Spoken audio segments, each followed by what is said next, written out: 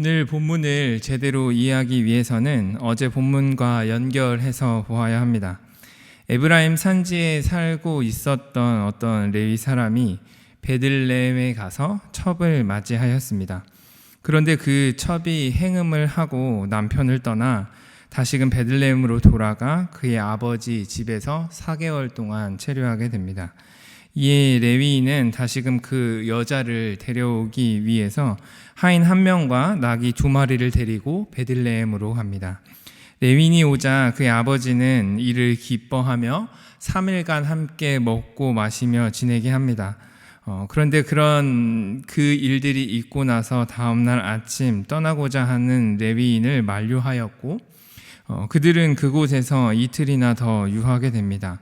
그리고 5째 날 오후 그들이 떠날 채비를 하자 첩의 아버지는 또다시 만류하였지만 이번에는 그 요청을 거절하고 일어나 다시금 에브라임으로 출발하게 됩니다. 그런데 에브라임으로 향하고 있는 이들에게 2가지 문제가 있었습니다. 첫 번째는 저녁이 되어가고 있다라는 것입니다.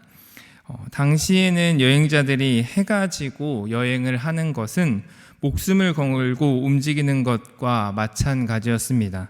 왜냐하면 강도의 위협과 짐승의 위협이 도사리고 있었기 때문입니다. 뿐만 아니라 당시 사사기의 상황을 다음과 같습니다. 사사기 5장 6절 하반절 말씀을 읽어드리도록 하겠습니다. 대로가 비었고 길의 행인들은 오솔길로 다녔도다.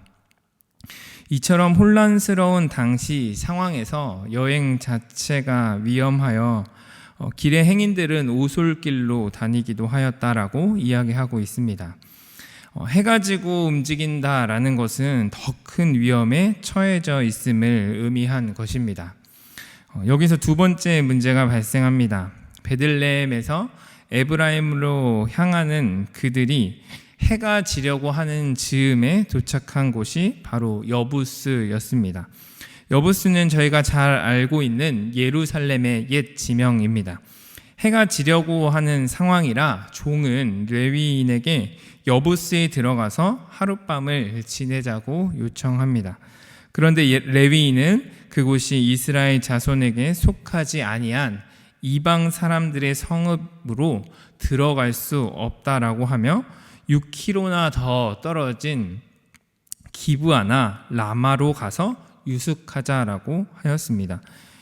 이미 베들레헴에서 10km 정도 걸어와서 지쳐 있었고 또 해가 지고 있는 상황이지만 무리한 제안을 한 것입니다. 사실 여부스는 오래전에 이스라엘 사람들이 점령했던 곳이었습니다. 사사기 1장 8절을 읽어드리겠습니다. 유다 자손이 예루살렘을 쳐서 점령하여 칼날로 치고 그 성을 불살랐으며 여호수아가 죽은 후 유다는 여호와의 명령에 따라 가장 먼저 올라가서 가나안 족속과 싸워서 점령한 곳 중 하나가 바로 예루살렘, 즉 여부스였습니다.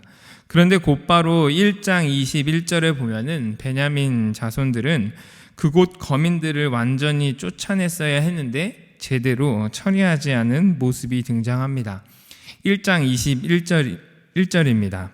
베냐민 자손은 예루살렘에 거주하는 여부스 족속을 쫓아내지 못하였으므로 여부스 족속이 베냐민 자손과 함께 오늘까지 예루살렘에 거주하니라. 그래서 여부스에는 지금까지 가나안 자손들이 살고 있었던 것입니다.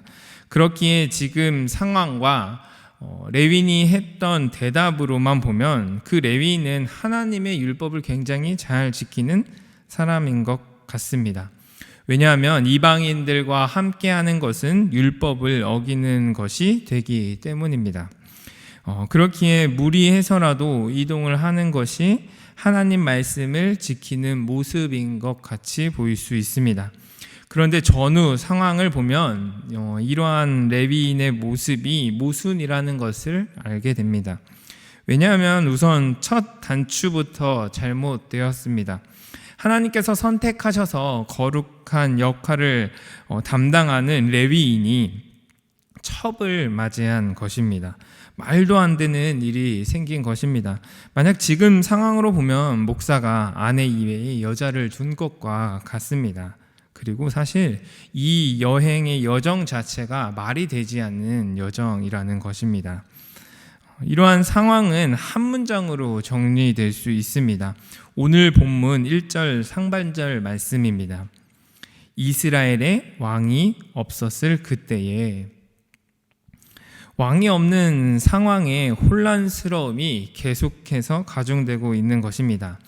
아니, 더 정확하게 이야기를 하자면 왕은 없는 것이 아니었습니다. 하나님께서 이스라엘의 왕이 되시지만 각자가 왕이 되어 각자의 소견에 옳은 대로 행동한 것입니다. 이 레위인도 마치 하나님의 율법을 굉장히 잘 지키는 것처럼 이야기하였지만 실상은 앞뒤가 다른 외식적인 모습을 보여주고 있는 것입니다. 어떤 부분에서는 하나님의 말씀을 굉장히 잘 지키는 것 같지만 어떤 부분에서는 하나님의 말씀에 불순종합니다. 아니, 아예 무시해버리기도 합니다. 자신이 왕이 되어 상황에 맞도록 하나님의 말씀을 순종할 것인지 순종하지 않을 것인지 선택하는 모습인 것입니다. 이건 이래서 지킬 수 없고 이건 이렇기 때문에 지켜야 하고 이건 어쩔 수 없는 거야 라는 핑계를 대곤 하는 것이죠. 마치 우리의 모습과 같습니다. 신앙생활을 하며 어떤 부분에는 굉장히 심각하게 반응합니다. 심지어 그러지 못한 사람들에게 나를 세워 정죄하기도 합니다. 그건 하나님의 뜻이 아니라고, 그렇게 살면 안 된다고. 그런데 어떤 부분에서는 하나님의 뜻을 거부합니다. 일부러 무시해버립니다. 이것이 사사기 시대의 암흑과 같은 모습이며 우리의 현 주소이기도 합니다.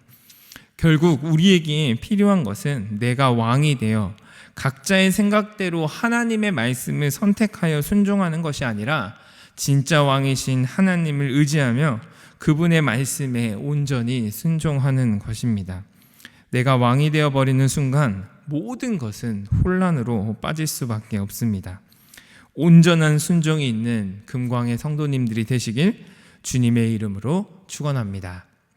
말씀을 기억하시면서 함께 기도의 자리로 나아가도록 하겠습니다.